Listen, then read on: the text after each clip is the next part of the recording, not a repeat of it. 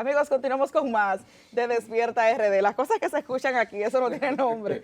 Vamos a recibir a nuestro invitado de inmediato en esta mañana para seguir analizando el panorama político y los resultados de las elecciones presidenciales y congresuales del pasado domingo. Tenemos con nosotros a Raniero Casoni, quien es consultor político. Bienvenido a Despierta RD. Gracias, gracias. Bienvenido, Un placer Casoni. estar aquí entre amigos. Bienvenido, Casoni. Casoni, Cuéntame. el proceso electoral deja muchas lecciones. ¿Cuáles son las principales lecturas que tú le tienes a los resultados que ya son oficiales? Yo creo que lo primero que nos deja esta elección es algo que muchas veces queda como de segundo plano. Si quieres tener éxito en una carrera política, tiene que ser planificada. Y cuando digo planificada es que no puedes esperar a última hora, cuando ya viene el proceso electoral, a salir a hacer campaña. Y eso lo vemos en principio con el presidente Abinader. Si ustedes comparan cómo era el presidente Abinader en el 2015, 2014, incluso más allá, en el 2011, ven cómo era un candidato un poco frío, Sí. incluso se ganó un apodo que ya es público, ¿no? Que es la Tayota.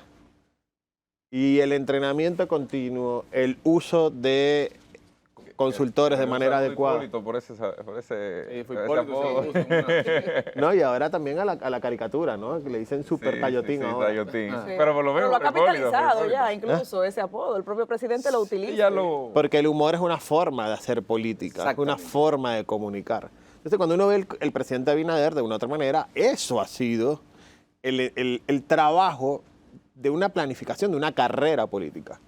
Incluso lo que dijo en su discurso de victoria, que él no iba a volverse, que él iba a cerrar.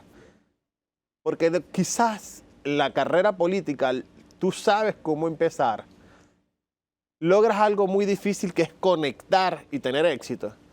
Pero el éxito también te envuelve y te hace cometer errores en el tiempo que te saca. y persiste ese error y luego tu figura se queda diluida.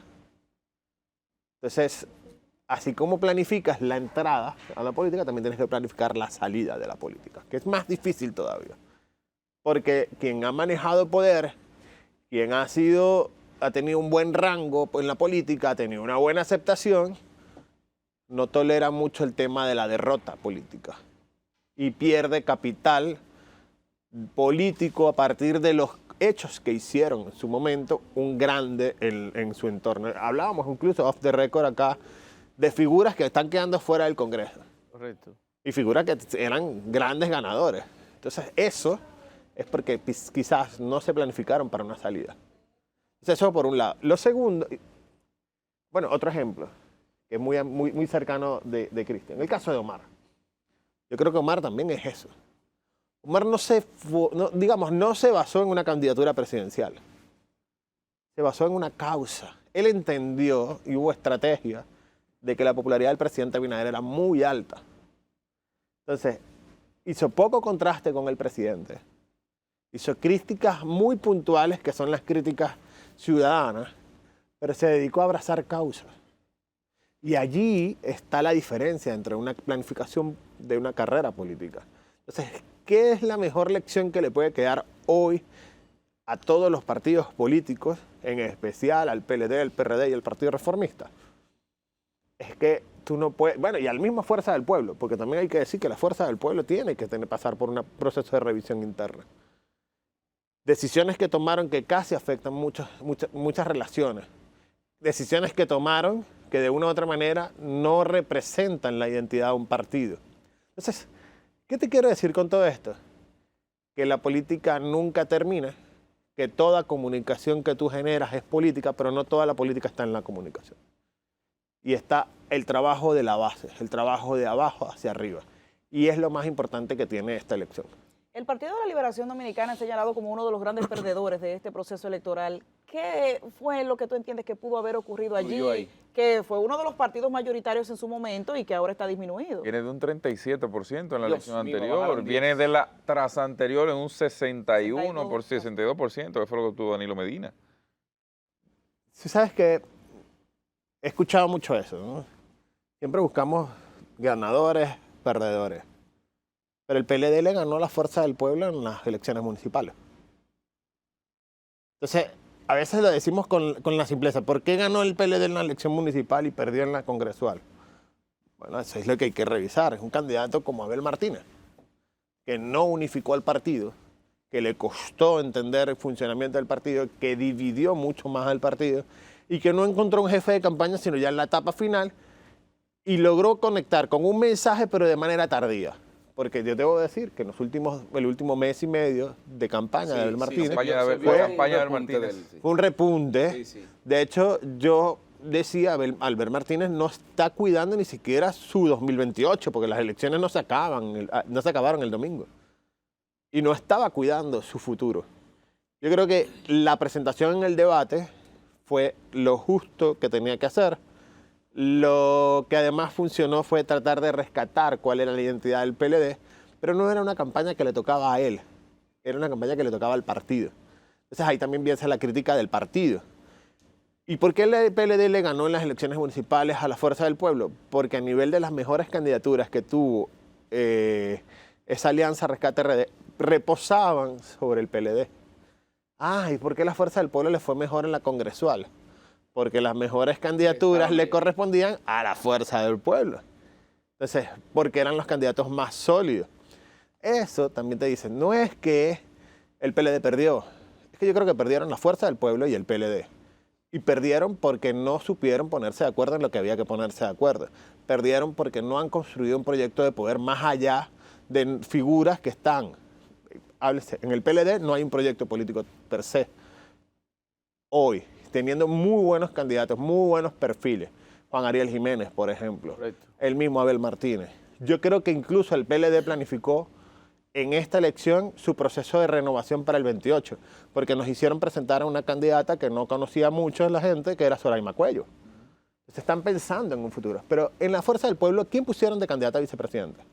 ¿Pensaron realmente en un 28? Yo creo que ahí hay un gran peso sobre Cristian Cabrera, sobre Omar Fernández, en ese proceso de renovación, porque Omar es realmente hoy ese futuro dentro de la Fuerza del Pueblo. Pero cuando tú empiezas a ver los dos senadores que ganaron, ¿qué relación tienen con la prensa? ¿Qué relación tienen para ser una figura nacional? ¿Qué relación genera una identidad hacia el partido? Yo lo dije en modo relajo en un momento. Yo decía, ¿por qué el presidente no puso de candidata a vicepresidente a una mujer que de repente, como Norisbel, la que estaba en Santo Domingo Este, o la misma Juliana, buscando un poco renovar, refrescar? Pero Ingrid Mendoza no le aportó mucho tampoco a la candidatura de la Fuerza del Y Pueblo. con la parte emocional, exacto. ¿Pero a qué? O sea, digamos, estabas pensando en una elección. Al reinaldismo, Exacto, vamos a decir, al PLDismo. Lo que quedaba en el PLD a traerlo. ¿Qué tanto le pudo haber aportado a una mujer como Ingrid? Que en ese momento, digamos, tus hermanos están del otro lado también. Digamos, esa no era una elección. Esa era una elección pensando que escenario 2012, es decir, un escenario cerrado. Pero el presidente Abinader siempre estuvo arriba en las encuestas.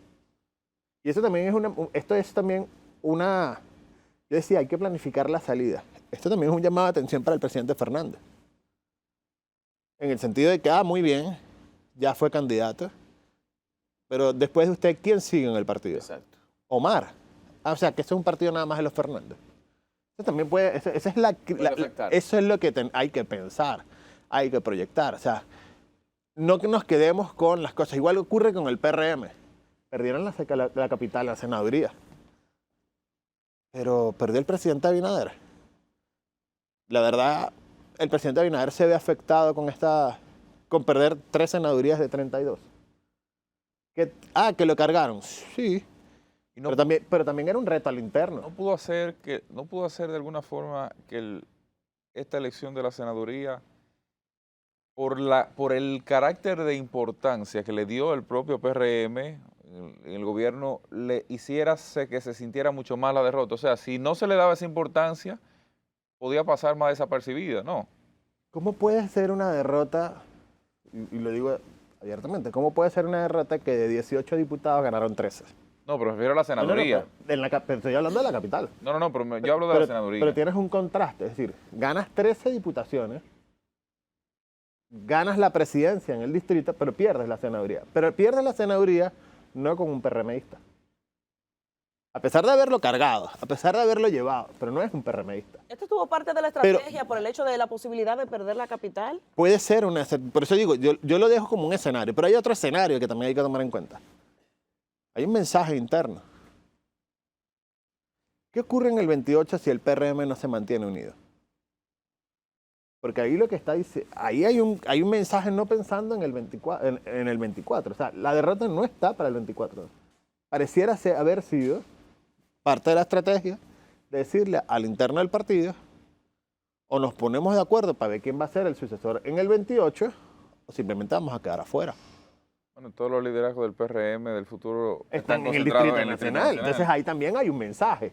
Entonces, y el mensaje puede decir el presidente, o sea, yo creo que el presidente Abinader ganó con esta elección. Por dos cosas. Uno, decía el presidente Balaguer, por lo que entiendo, Balaguer siempre le gustaba tener voces de oposición.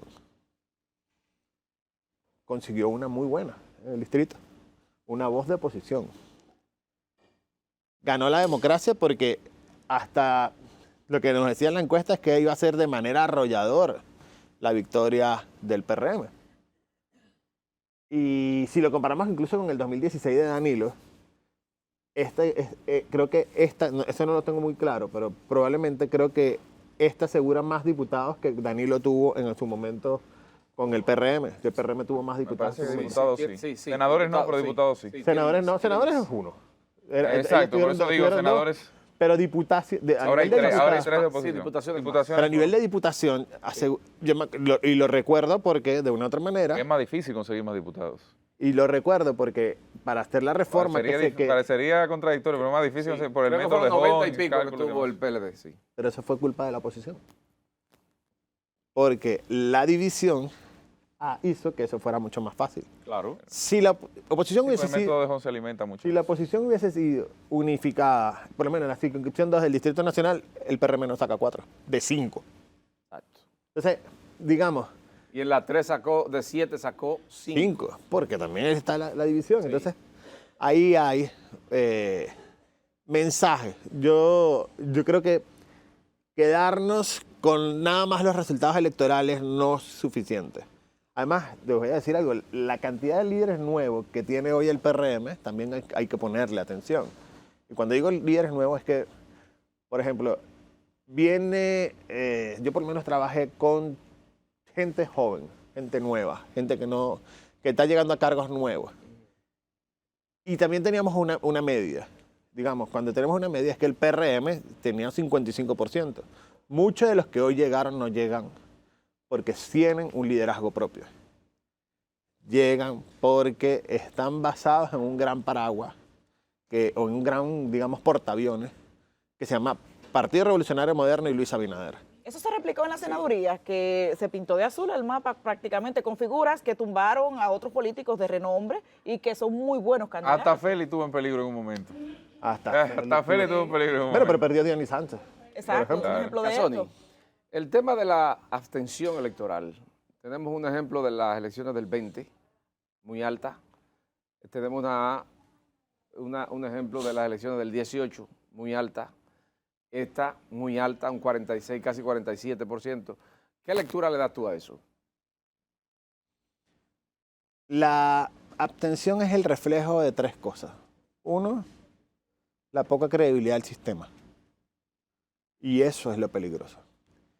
Y ahí tengo que hacer una crítica más fuerte aún a los partidos de oposición. La denuncia constante de fraude. Entiéndase, oposición en cualquiera de sus formas, desde el 2012 hasta acá. Cada vez que Todo yo el que ha pierdo, sido opositor. cada vez que pierdo, yo denuncio un fraude, estoy atacando al sistema. Cada vez que yo desmotivo a la población, y de hecho, lo dije en muchas oportunidades, las primeras declaraciones de la Fuerza del Pueblo en la derrota de las elecciones municipales socavó la base de la esperanza del partido de tener reales posibilidades de ganar en esta elección.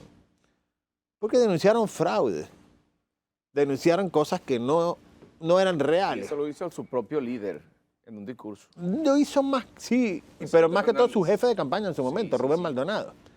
Pero además, yo tengo que explayarme con una cosa ahí. El presidente Fernández, que es un académico al que respeto, un intelectual, 3 veces presidente, pero que en su función internacional, él reconoció elecciones en Venezuela que tenían más indicios de fraude, muchos más indicios de situaciones ilegales, de situaciones autoritarias, que las que él tuvo en las primarias contra Gonzalo Castillo. A mí me gusta decir esto porque la política te cobra la incoherencia de momentos en la que Quizá no tú lo vivió ocurres. personal aquel proceso. Claro, que es muy fácil. Fue protagonista. No, claro, pero es que a mí me gusta decir esto porque qué fácil es decirlo. Qué fácil fue haber reconocido y El después político decir, dominicano no está preparado para perder entonces. esta también. Bueno, yo te digo que no. Pero hay muchos políticos, pero no hay que generalizar. Hay políticos que no están preparados para perder. Porque la derrota te permite sembrar un futuro. Las derrotas no son derrotas si tú sabes utilizarlo 4 años después. Las elecciones son cortas, son cada 4 años, no son cada 5, no son cada 6. Y en 4 años pueden pasar muchas cosas. Sí. Entonces, Que te beneficia como te perjudica. Ingeniero, el tema, tú mencionabas al punto y número déjame 1. decir, por ejemplo, la forma en que reconoció la derrota Abel Martínez fue innovador totalmente. Sí. O sea, Abel se dedicó a los últimos mes y medio a entender que él tiene que buscar su futuro en el 28. Y ya veremos, mientras en la Fuerza del Pueblo todo el mundo dirá Omar es el candidato o Leonel, en el PLD estarán viendo quién será. Ya Margarita anunció que tiene un proyecto para el 28. Exacto. Soraima dejó un buen sabor de boca. Juan Ariel Jiménez es otro que está Ya ahí. la gente lo está ponderando. Los aspira, como Sí, decía lo está Gonzalo. ponderando. Le mencionaste el primer punto de la abstención y lo que puede generar eso en el sistema y dijiste que son 3. Ahí tenemos un primer elemento, digamos el quiebre. Sí. Luego el segundo elemento es, yo digo que la política es como el amor, ¿no? Y cuando digo que la política es como el amor es que hay que hacer una revisión interna. Cuando tú tienes un amor con base solo de comprar una noche y que te engañen o te digan que sí y lo celebraste, es como el político que siempre depende de la logística para ganar. Entonces, le generas digamos, se ha convertido en una transacción más que en una convicción. Y eso no es culpa del PRM, no es culpa del PLD, es culpa del sistema que ha permitido que eso ocurra y venga ocurriendo. Entonces, tienes por un lado una población que se ha convertido de algún modo en una forma de transacción, que no siempre, que al igual que como tú vas esa noche y tratas de disfrutar y no sabes si es verdad o es mentira, en esa transacción tú no sabrás si de verdad van a votar por ti o no. Porque la logística nunca es suficiente para saber si realmente vas a tenerlo. Luego tienes lo segundo, que es engañar para lograr tu objetivo. Entonces tú ves cómo las mujeres dicen, no quiero saber más de hombre, y se acabaran, no quiero saber más. Entonces luego tienes a los hombres y dicen, no quieren saber mujeres, dicen, yo no quiero relación seria. Por lo menos el hombre en ese sentido es un poco más serio, ¿no? Dice, no, yo sí. Pero la mujer dice, no, yo no quiero saber nada, pero eso es mentira. Pasa en la política. Pero la política es mucho más profunda. Porque yo no necesito de saber de la política. Yo sí necesito tener una relación, porque la condición humana per se nos dice que eso es algo que es innato, que lo necesitamos, es parte de del espacio común que construimos y de una generación de química de nuestro cuerpo que requiere de eso. Pero de la política no. Entonces, la decepción amorosa en política de que no quiero saber de ellos es profunda. Y peligrosa. Y peligrosa. Sí. Y esa herida está, que yo lo vengo diciendo desde el 2015, y esa herida se va creciendo poco a poco. Y luego tienes un tercer elemento. ¿Para qué voy a votar si ya ganó? Sí. ¿Para qué? Cometió un error el PRM con el discurso del 70%. Como discurso. Porque en la municipal ocurrió a la inversa. El PRM proyectaba Menos. mucha victoria, hablaba incluso de un 70% y terminó cerca del 80 y tanto por ciento de las plazas. Ahora ocurrió todo lo contrario. Habrá que preguntar cuál fue el objetivo de eso. Porque yo hoy te puedo decir, todo el mundo se concentró en el 70%. Sí. ¿Y qué pasó en la Cámara de Diputados? O sea, todo el mundo está hablando del 70%. ¿Pero qué pasó en la Cámara de Diputados? Tiene más de un 70%, creo, de los diputados. Quizás el 70%. Ojo, no lo sé. Habría que ver. Pero todo lo concentraron en el discurso del presidente. Claro, Eso, pero habrá que Parte ver. Pero presidencial. acuérdate que... porque en la Cámara se da una coyuntura y No, es que con menos tú ganas más en el sentido de que tú no necesitas un 70% de la votación, o sea, de la votación partido, para alcanzar un 70% de las plazas.